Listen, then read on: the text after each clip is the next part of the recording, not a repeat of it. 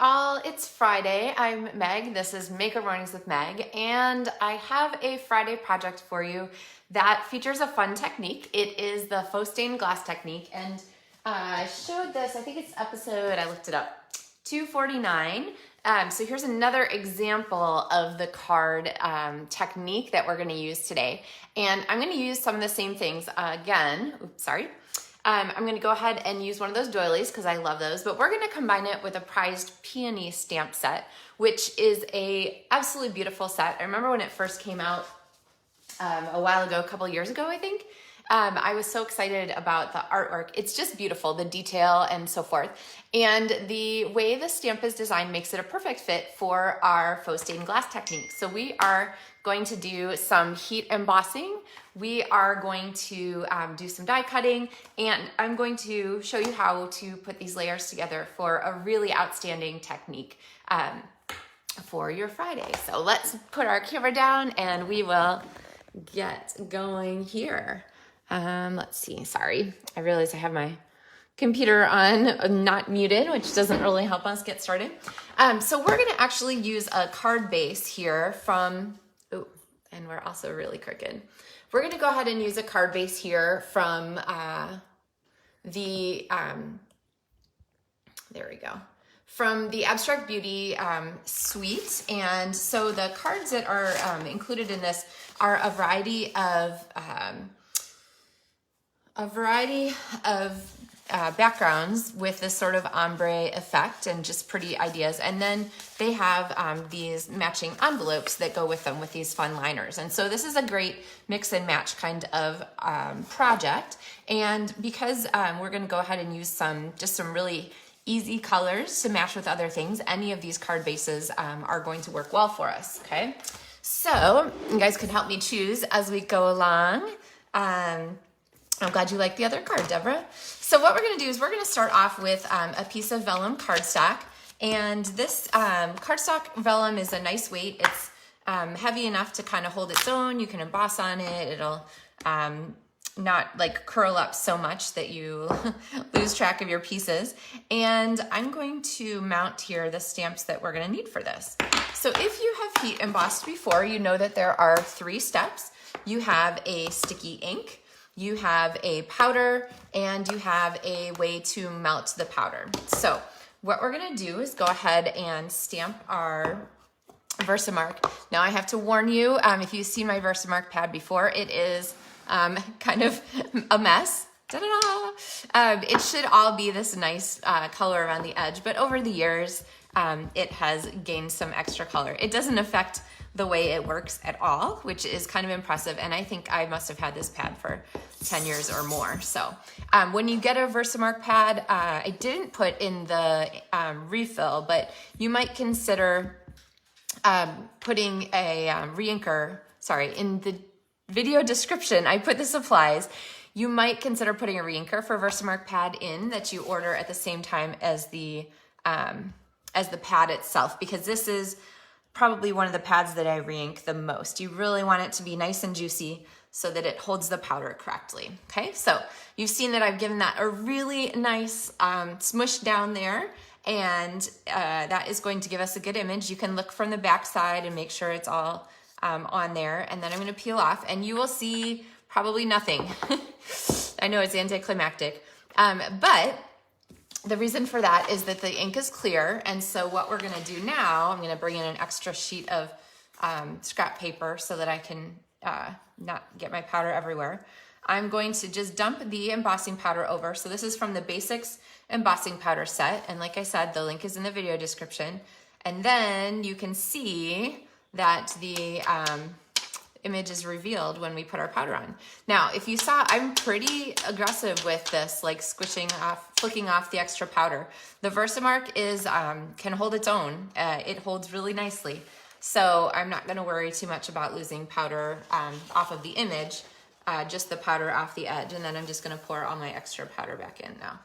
I would do a better job of that, but I don't want to get powder on my surface too much. So usually I actually double the scrap paper, and so then this, like, I can pour back in the first time and pour back in the second time. But however you do it, the moral is that you want to close this powder, because the third step, so we have step 1, sticky ink, step 2, embossing powder, and step 3 is to use hot air to melt the powder. Now, this is a very hot tool. This is the Stampin' Up! Heat tool. The original Stampin' Up! Heat tools that I had 20 years ago came with directions for stripping paint. So this is not like a hair dryer blowing hot air. This is a really, really hot temperature. And so what I like to do, you can kind of see how I'm holding it at an angle there, just so show you from the side. And the powder will melt as the air travels across there. And I want to keep that hot air blowing away from my hand so that I'm not accidentally burning myself. Now, some people use like a clothespin or something like that to hold this, a hemostat or whatever. You can certainly do that too. I just rotate it around in my hand so that I'm always blowing the air away from myself. And then I also don't, you'll notice, put this on, I have a Formica countertop underneath my paper here. I don't put it down and melt it on the countertop. A heat tool is really hard on the glue that holds Formica to the underlay, so you want to avoid doing that. Now, what I do then is make sure the powder's all melted, and I give it like 2 seconds, literally usually, but I've been talking longer, to make sure that it's dry or cooled, and then I just run my hand across it, just real gently at first, to make sure that there's no place that my finger sticks. Because any place that my finger sticks to the powder is probably a place that I haven't melted completely. So I think you can probably see that pretty well, that nice shine and beautiful effect for our flower, okay? So how does the faux stained glass come in? That is where we bring in our Stampin Blends Markers. And these, I have colors picked. I think I picked magenta. Oh, I picked Melon Mambo. I put magenta in the video description, probably because it's on sale with the last chance list. But Melon Mambo works too. And basically, I'm just gonna color all over the back of this. Now, I did this with some stampers the other day, and they said, well, can you color on the front? Yes, you can color on the front if you want. I kind of like the back side. You're gonna wanna be kind to the tips of your Stampin' Blends markers. They're not indestructible, they're an art tool. So the nice thing about the back is that there's no rough edges from the powder that you're working against. I'll get this one too. And then we're gonna go back with our green here, and I've picked Soft Succulent for this one, and I'm going to run here. But you also don't have to worry at all about how the lines and so forth line up, because you're gonna have all of your extra coloring here hidden by the embossing lines, which is a super relaxing way to color. Like kind of in the lines, but not such a big deal. All right, and so then from the front side, we have this effect that looks a lot like stained glass. It's got the black leading lines and then that nice soft color that you get underneath. So I want to die cut this for our project, and the Peony Dies are on sale also. The Peony stamp set and the Peony Dies are both on the last chance list for a really, really, really excellent price. So this is a great time to add them to your collection. And I wanted to tell you too, I'm using the cutouts for the flower. So there's a couple more flower and leaf cutouts. There is this fantastic detailed scallop border here, which goes really well with the elegance of the stamp set. But then this blossom here, where's my catalog, is from the, it builds actually a peony. So I don't have my catalog handy here to show you, but you can look it up or use the link in the video description to go and check in the store. You could layer the elements and it builds like an actual peony flower from paper or whatever you want to use. So, all right, so I've got my die here, and I'm gonna go ahead and use a piece of washi tape to just hold that in place. And then I'm gonna pull in my, I think that it'll fit here on my mini Stampin' Cut and Emboss machine. Yep. And let's see, did I get that straight? Maybe I'll use a second piece of washi tape to make sure that it stays where I want it. And then I I will go ahead and pop this in here and go ahead and cut.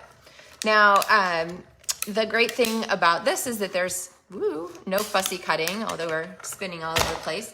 No fussy cutting involved. So I have my pieces here ready, and we have our die cut element. Now, you can decide if you want to use it on the shiny side. You could also use it on this super soft side, but I'm gonna go ahead and do this. And I need something to go behind it to make those colors really pop out. And so here I have our Heart and Home doily, which is, they are on the front side, blue and brown and so forth. We're just gonna use the back side, and no one ever needs to know about that other color. Now, back to our Abstract Beauty papers. We can kind of see which one we like. That one's really pretty with the blue. If you have an opinion about which one we should use as we go by, make sure you speak up. And I forgot to say good morning to everybody. So let's see, I can only see the people who've made comments, but Sue and Cheryl and Deborah and Jenny, good morning, Doris, Melissa. So let's see, we have our blue there, we have our yellow here, which is really pretty also, but is a totally different flavor here than the blue. We have our blue-green ombre, which is also really pretty here. And then for one more sort of standout color, I have the orange and the pink. So I think that I'm going to use the greeting, my thoughts are with you, which is sort of a all-purpose thinking of you kind of card.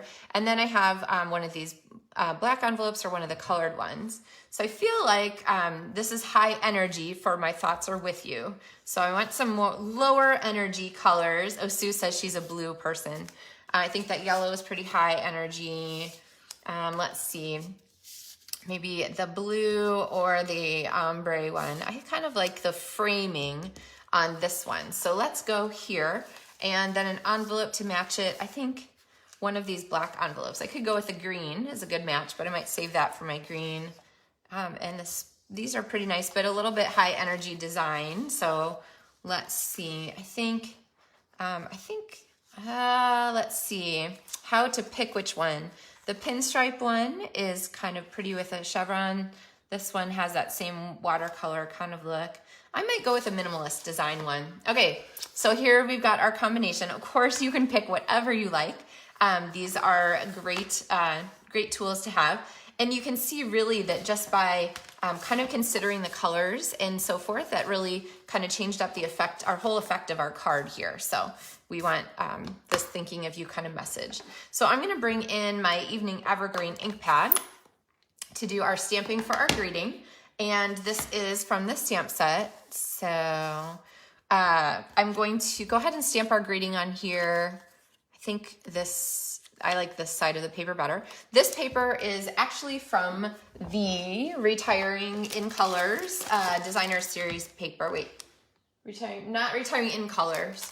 These are the non-retiring in colors, the continuing in colors, but this paper is retiring and it will be replaced with a different variety. But if you want a chance to add a bunch of Designer Series paper in these colors that are continuing, these are nicely discounted along with all the other ones from the other DSP pattern assortments from the current catalogs. So, all right, so I'm gonna go ahead and stamp my greeting on here and go about there. And then I'm gonna go ahead and use some paper snips to cut a little banner tail on the end. I want this to fit this way, so I'm gonna put my banner tail out here and cut from corner to corner to the center. And then that's gonna pop this under here. Now let's talk about assembling this, because we want to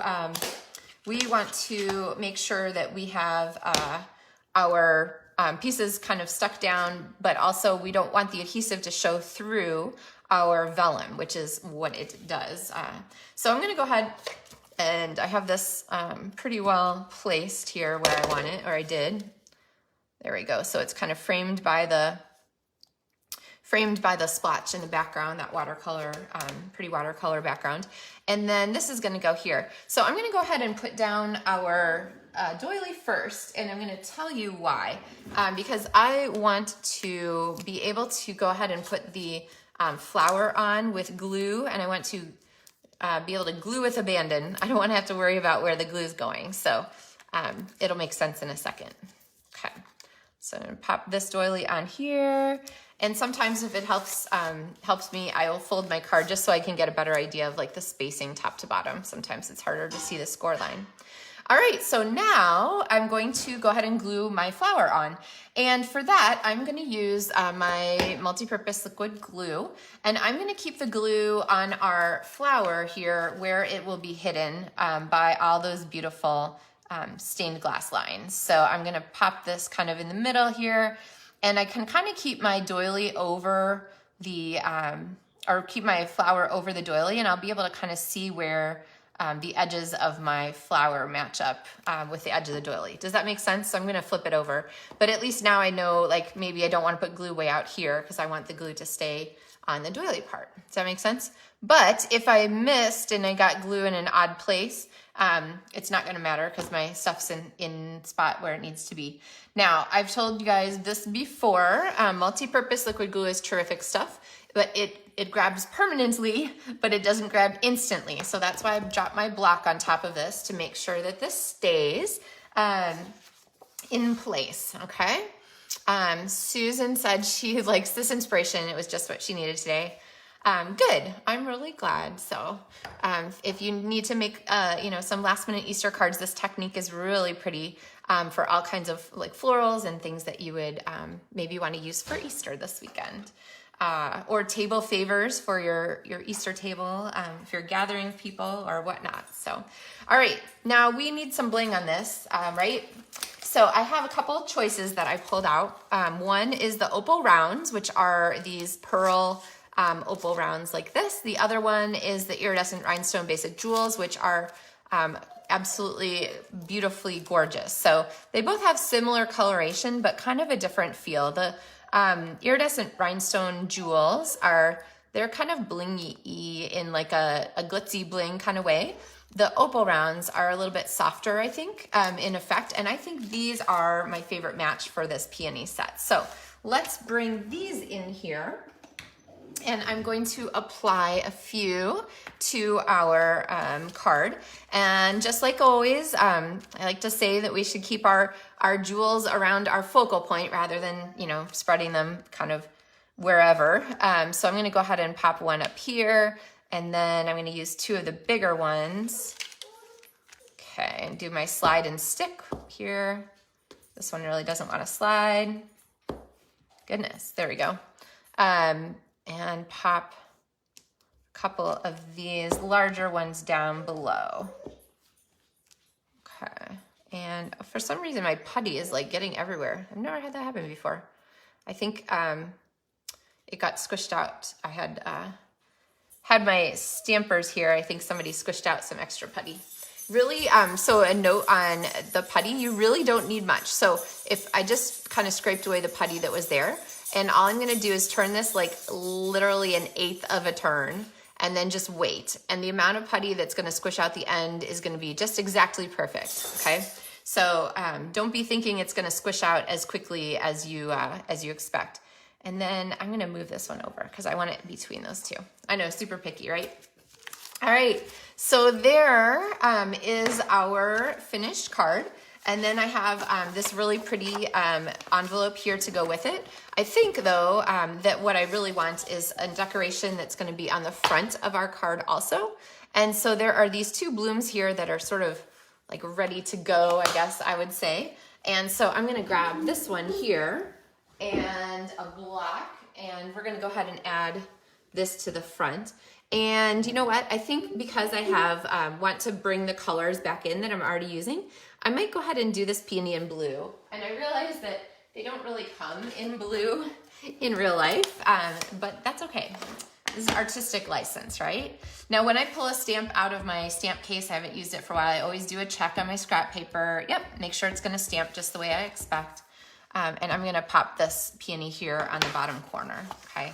So now this is gonna kind of connect our envelope and our card inside. All right, so let's see, that is our Friday kind of stamping inspiration. with the ideas for doing with that faux glass, sorry guys, for that faux stained glass technique. So there's this card, and then here's the other version that I'd shared earlier, using the home, in the moment stamp set, and the Heart and Home suite with the doilies and these cards and so forth.